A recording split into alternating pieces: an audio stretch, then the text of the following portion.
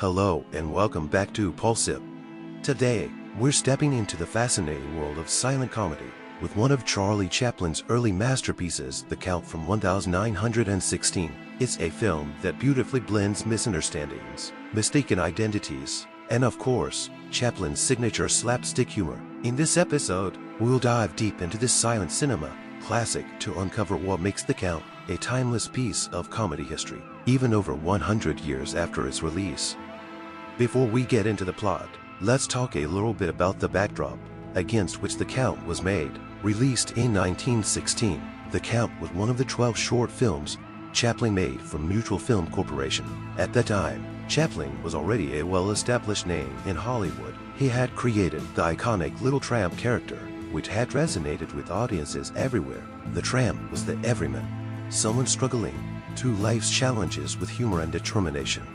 By 1916, Chaplin had already left his mark on cinema. He had made films for Keystone, SNA, and now Mutual, where he was given an incredible $670,000 contract, a staggering sum for that era. This contract provided him the creative freedom to develop his craft further, and with The Count, Chaplin proved why he was worth every penny. Unlike his famous tramp character, in The Count, Chaplin plays a tailor's assistant.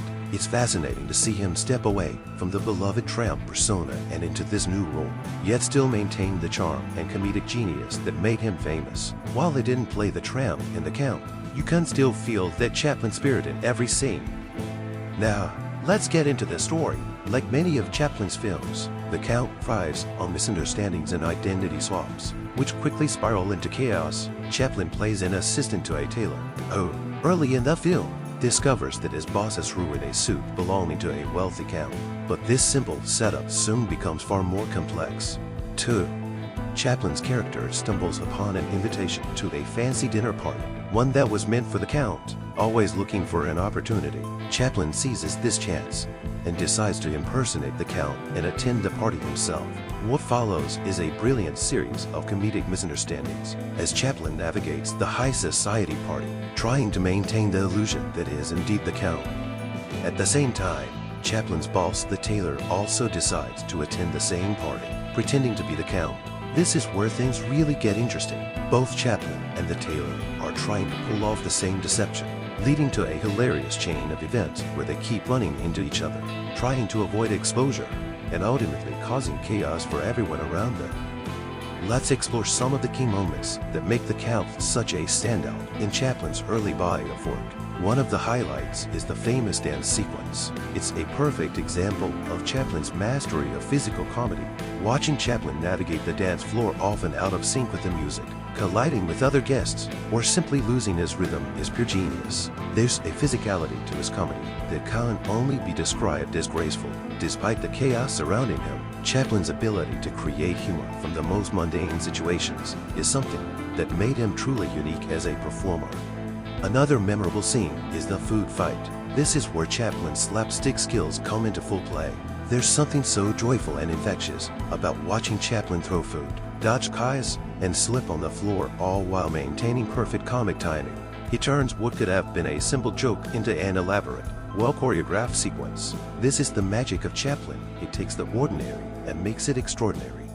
In both these scenes, Chaplin uses his body as his primary tool for comedy. Without spoken dialogue, Chaplin had to rely on physical gestures, facial expressions, and timing to make the audience laugh. And that's exactly why The Count is so special. It's a reminder of how much can be conveyed without a single word. It's a testament to the power of visual storytelling, something that has influenced generations of filmmakers long after Chaplin.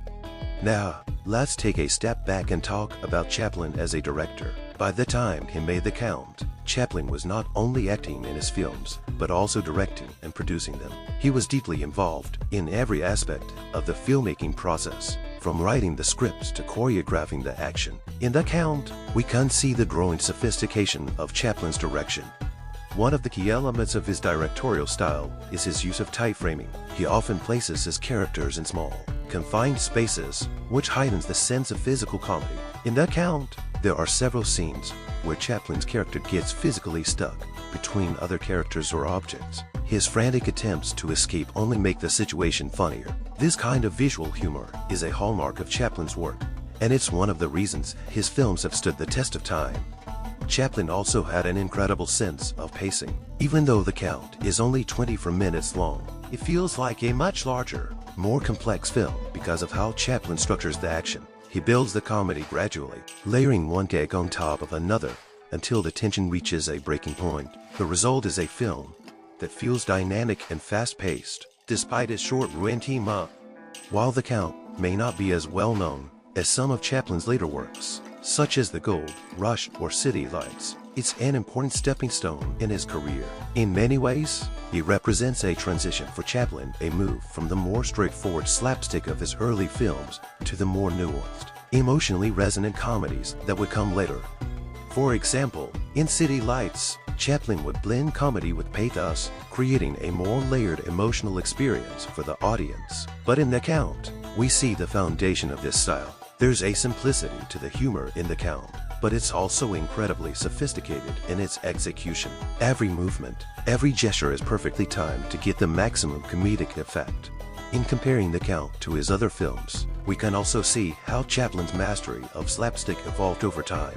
While The Count is full of physical comedy, there's a growing subtlety in how Chaplin delivers his humor. It's not just about falling over or slipping on a banana peel, it's about creating complex situations where the comedy arises naturally from the characters' actions and motivations.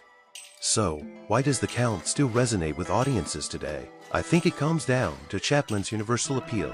His humor transcends language and cultural barriers because it's rooted in human experience. We can all relate to the feeling of being out of place, of trying to fit into a world that doesn't quite understand us. Chaplin captures this feeling in a way that's both funny and poignant. Even though The Count is over a century old, it still feels fresh because of Chaplin's timeless comedic sensibility. His films remind us that laughter is a universal language, and that no matter how much the world changes, some things like the joy of a well-timed gag will always remain the same. And there you have it, The Count, one of Chaplin's early masterpieces and a brilliant example of silent film comedy at its finest. If you've never seen it before, I highly recommend giving it a watch. It's a perfect introduction to Chaplin's world and a great way to experience the magic of silent cinema. Thanks for watching. If you enjoyed this in-depth look at The Count, be sure to like, subscribe, and hit the notification bell for more reviews of classic cinema and deep dives into the works of legendary filmmakers like Charlie Chaplin. Until next time, keep laughing and keep watching the classics.